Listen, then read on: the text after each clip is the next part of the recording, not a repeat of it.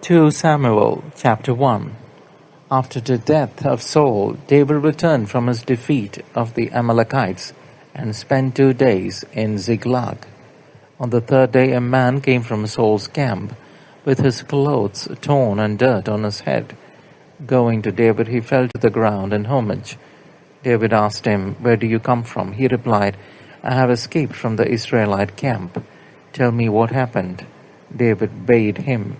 He answered that the soldiers had fled the battle, and that many of them had fallen and were dead, among them Saul and his son Jonathan. Then David said to the youth who was reporting to him, "How do you know that Saul and his son Jonathan are dead?" The youthful informant replied, "It was by chance that I found myself on Mount Gilboa and saw Saul leaning on his spear, the chariots and horsemen closing in on him. He turned around and seeing me called me to him. When I said, 'Here I am,' he asked me, 'Who are you?' And I replied, 'An Amalekite.' Then he said to me, 'Stand up to me, please, and finish me off, for I am in great suffering, yet fully alive.' So I stood up to him and dispatched him, for I knew that he could not survive his wound. I removed the crown from his head and the armlet from his arm, and brought them here to my lord." David seized his garments and rent them, and all the men who were with him did likewise. They mourned and wept and fasted until evening for Saul and his son Jonathan, and for the soldiers of the Lord of the clans of Israel, because they had fallen by the sword. Then David said to the young man who had brought him the information, "Where are you from?" He replied, "I am the son of an Amalekite immigrant." David said to him, "How is it that you were not afraid to put forth your hand to desecrate the Lord's anointed?" David then called one of the attendants and said to him, "Come, strike him down." And the youth struck him a mortal blow. Meanwhile David said to him, "You are responsible for your own death, for you testified against yourself when you said, 'I dispatched the Lord's anointed.'" Then David chanted this elegy of Saul and his son Jonathan, which is recorded in the book of Jasher, to be taught to the Judahites. He sang, "Alas, the glory of Israel, Saul slain upon your heights. How can the warriors have fallen? Tell it not in Gath, herald it not in the streets of Ashkelon, lest the Philistines' maidens rejoice, lest the daughters of the strangers exult. Mountains of Gilboa, may there be neither dew nor rain upon you, nor upsurgings of the deeps. Upon you lie begrimed the warriors' shields, the shield of Saul, no longer anointed with oil. From the blood of the slain, from the bodies of the valiant, the bow of Jonathan did not turn back, or the sword of Saul return unstained. Saul and Jonathan, beloved and cherished, separated neither in life nor in death, swifter than eagles, stronger than lions. Women of Israel, weep over Saul, who clothed you in scarlet and in finery, who decked your attire with ornaments of gold. How can the warriors have fallen in the thick of the battle, slain upon your heights? I grieve for you, Jonathan, my brother. Most dear have you been to me. More precious have I held love for you than love for women. How can the warriors have fallen? The weapons of war have perished." 1 Chronicles chapter 1. Adam, Seth, Enosh, Canaan, Mahalalel, Jared, Enoch, Methuselah, Lamech, Noah, Shem, Ham, and Japheth. The descendants of Japheth were Gomer, Magog, Madai, Javan, Tubal, Meshech, and Tiras. The descendants of Gomer were Ashkenaz, Riphath, and Togarmah. The descendants of Javan were Elisha, Tarshish, the Kittim, and the Rodanim. The descendants of Ham were Cush, Mizraim, Put, and Canaan. The descendants of Cush were Seba, Havilah, Sabta, Rama, and Sabtika. The descendants of Rama were Sheba and Dedan. Cush became the father of Nimrod, who was the first to be a conqueror on the earth. Mizraim became the father of the Ludim, Anamim, Lehabim, Naphtuhim, Patrusim, Kasluhim, and Kaphtorim, from whom the Philistines sprang. Canaan became the father of Sidon. his firstborn, and Heth, and the Jebusite, the Amorite, the Girgashite, the Hivite, the Archite, the Sinite, the Arvadite, the Zemarite, and the Hamathite.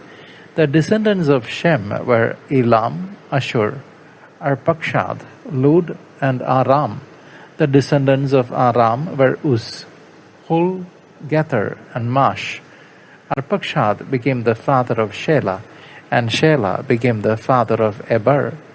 2 sons were born to Eber. The first was named Peleg, for in his time the world was divided, and his brother was Joktan.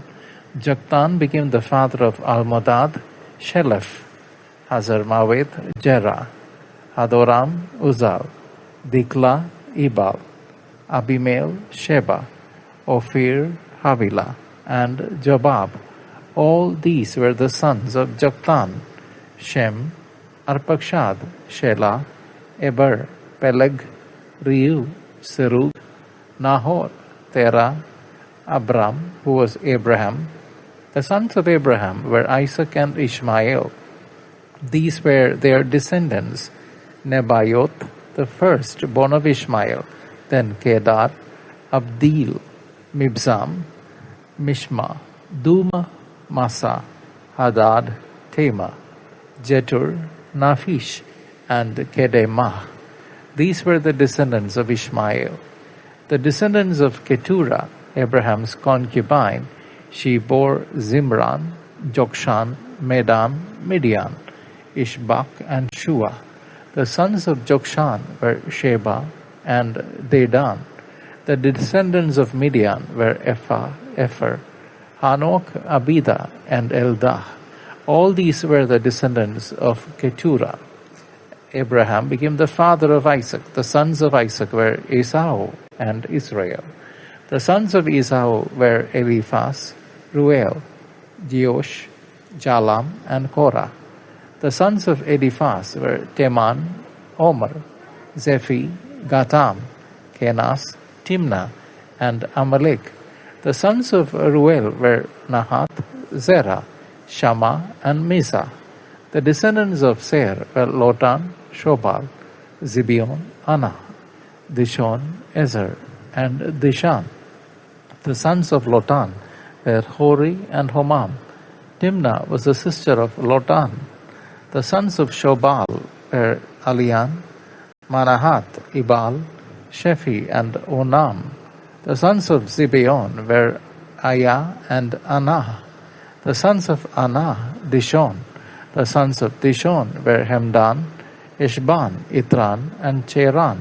The sons of Izar were Bilhan, Zavan, and Jakan. The sons of Dishan were Uz and Aran. The kings who reigned in the land of Edom before they had Israelite kings were the following: Bela, son of Beor, the name of whose city was Dinhabah. When Bela died, Jobab, son of Zerah, from Bozrah, succeeded him. When Jobab died, Husham from the land of the Temanites succeeded him. Husham died, and Hadad, son of Bedad, succeeded him. He overthrew the Midianites on the Moabite plateau, and the name of his city was Avith. Hadad died, and Samlah of Masrekah succeeded him.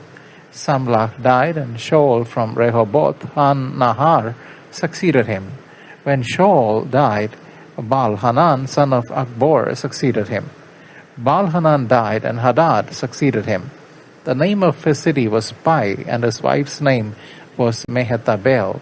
She was the daughter of Matred, who was the daughter of Mesahab. After Hadad died, these were the chiefs of Edom, the chiefs of Timnah, Aliyah, Jeteth, Oholibama, Elah, Pinon, Kenas, Teman, Mibzar, Magdiel, and Iram were the chiefs of Edom. Psalm chapter 13 for the choir master, Psalm of David. How long, Yahweh, will you forget me? Forever? How long will you turn away your face from me? How long must I nurse rebellion in my soul, sorrow in my heart day and night? How long is the enemy to domineer over me? Look down, answer me, Yahweh my God. give light to my eyes, or I shall fall into the sleep of death. Or my foe will boast, I have overpowered him, and my enemy have the joy of seeing me stumble. As for me, I trust in your faithful love, Yahweh. Let my heart delight in your saving help. Let me sing to Yahweh for his generosity to me. Let me sing to the name of Yahweh, the Most High. But I trust in your mercy. Grant my heart joy in your salvation. I will sing to the Lord, for he has dealt bountifully with me. My dear brothers and sisters in Christ Jesus, 2 Samuel chapter 1 captures a profound moment of lamentation as David mourns the death of Saul and Jonathan, setting a somber tone for leadership and loss.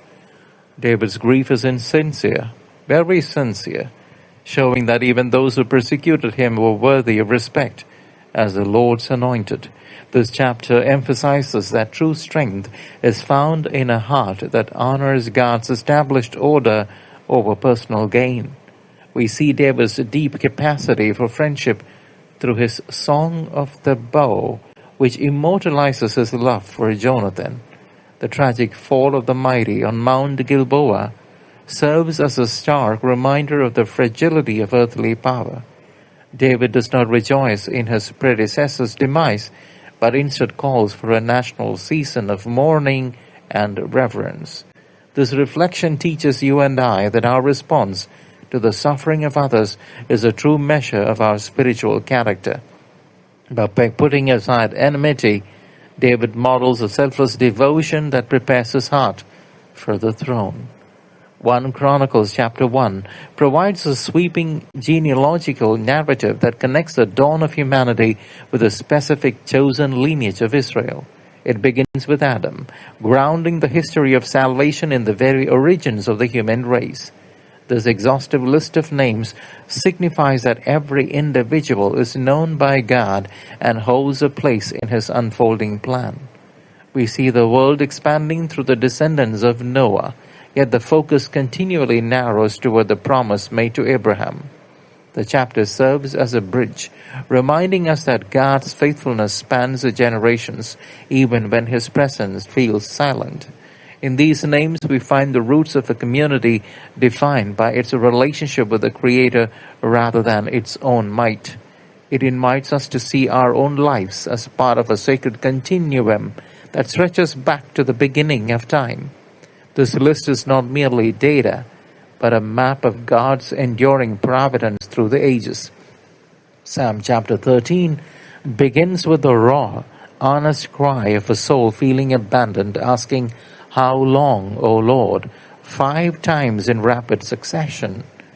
This prayer validates a human experience of spiritual dryness and the feeling that God has hidden his face. Yet, even in the depths of sorrow, the psalmist pivots from despair to a deliberate act of trusting in God's mercy.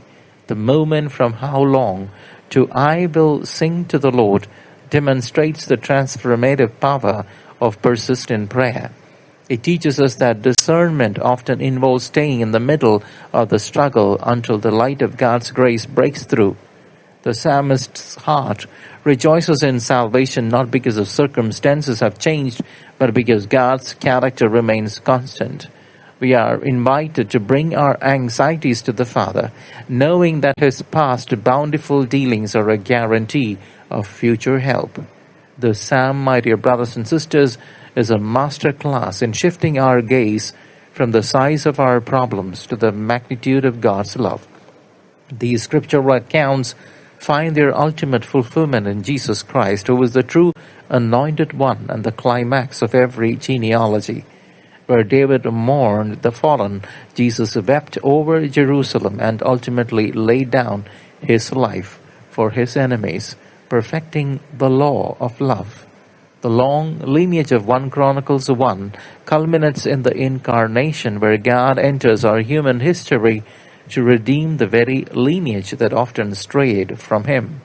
In the Garden of Gethsemane, Jesus echoed the cry of Psalm chapter 13, experiencing the ultimate "how long," so that we could never be truly forsaken.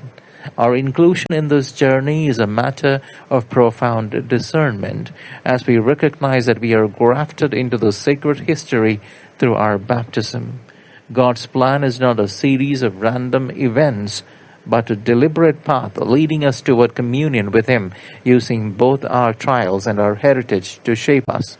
We are called to discern the movements of the Spirit in our own psalms of lament, trusting that every name in God's book, including ours, has a purpose. As we reflect on these mysteries, we must awaken to a call of urgent readiness, for the second coming of our Lord is at hand. Just as David stood at the threshold of a new kingdom, and the chronicles pointed toward a promised future, we stand at the precipice of the eternal kingdom. This is not a time for spiritual slumber, but for the vigilant heart to trim its lamp and watch for the bridegroom's return. Our discernment today determines our readiness tomorrow. Every act of trust, every prayer of lament prepares us for the face-to-face encounter with Christ. Let us live with the sobriety of David and the hope of the psalmist, knowing that God who guided history from Adam will surely bring it to its glorious conclusion. The signs of the times urge us to holiness, for the day of the Lord approaches like a thief in the night. Blessed is the servant whom the Master finds watchful and doing His will when He arrives in glory.